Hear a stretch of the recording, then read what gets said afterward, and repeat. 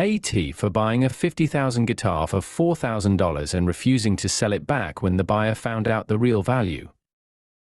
This happened a while back.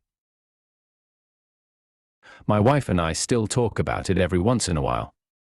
She's on my side, and most of our friends and family are.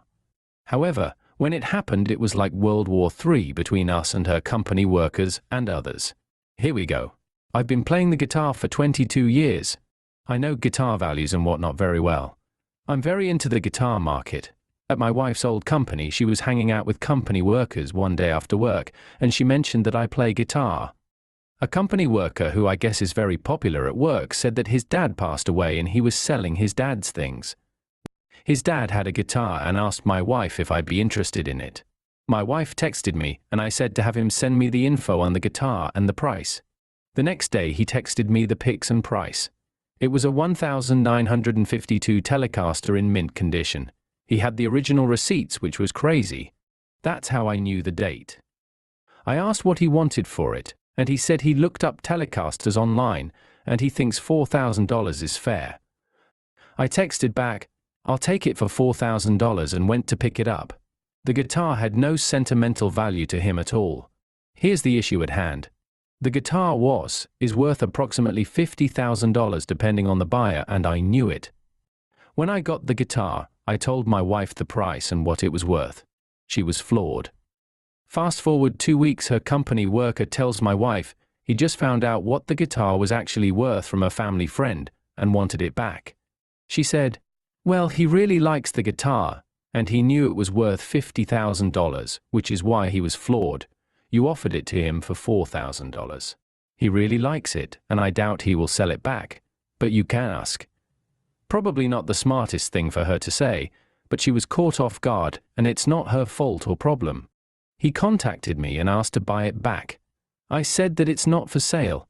He then said I scammed him and he was going to sue me and take my wife to HR for being a part of the scam, which was nuts, but he actually did contact HR.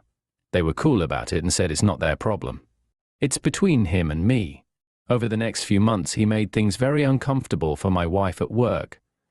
He would bug her constantly about it. She eventually had to go to HR for harassment and they actually let him go. She complained twice, and he was warned and didn't stop. He's contacted me several times about it, so I got a restraining order for harassment too. I blocked him too. I haven't heard from him in about a year. Update. Well, this post blew up way beyond what I was expecting. It looks like I was voted not the arsehole. There are over 5,000 comments. I couldn't read them all, but I did read a lot. Just to clear up some things. I left some things out because I didn't want it to influence opinions and really wanted it to be about me buying a guitar at significantly lower market value versus the people in the story. I did include the fact that the guy was harassing my wife at work, not to make the guy sound bad, but because I thought it was relevant to the story. Here's some specific details I chose not to include. The guy and his dad were not close at all. So those people saying he was grieving and I took advantage of him, that is 100% not the case. When I went to get the guitar, he was telling me he hadn't talked to his dad in 6 years and was actually annoyed he had to deal with a funeral. The dad bought the guitar new and never played it. Luckily, it was stored in a closet and not in a basement or attic. There's no issue with the wood or electronics. It plays like a dream, and I couldn't be happier. I am not selling the guitar to my son or anyone. It will be with me for a long time.